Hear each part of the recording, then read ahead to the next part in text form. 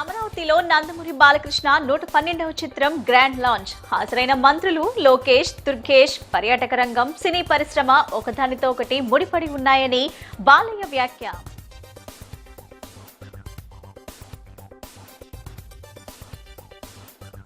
జిల్లా అభివృద్ధి సమన్వయ పర్యవేక్షణ కమిటీ సమావేశంలో పాల్గొన్న ఎంపీ కేశినేని శివనాథ్ ఎన్టీఆర్ జిల్లాను రాష్ట్రంలో నెంబర్ 1 స్థానంలో నిలిపే లక్ష్యంతో సమిష్టిగా పనిచేయాలని పిలుపు.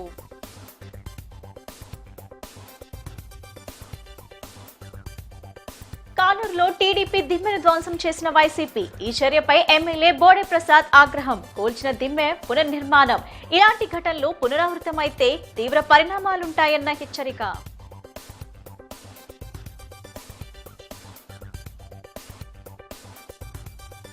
సుబ్బరాజ్ నగర్ లో డ్రైనేజ్ సమస్యలను ప్రత్యక్షంగా పరిశీలించిన ఎమ్మెల్యే బోండా ఉమా. ప్రజల సమస్యల పరిష్కారమే లక్ష్యంగా కూటమి ప్రభుత్వం పనిచేస్తుందని స్పష్టీకరణ.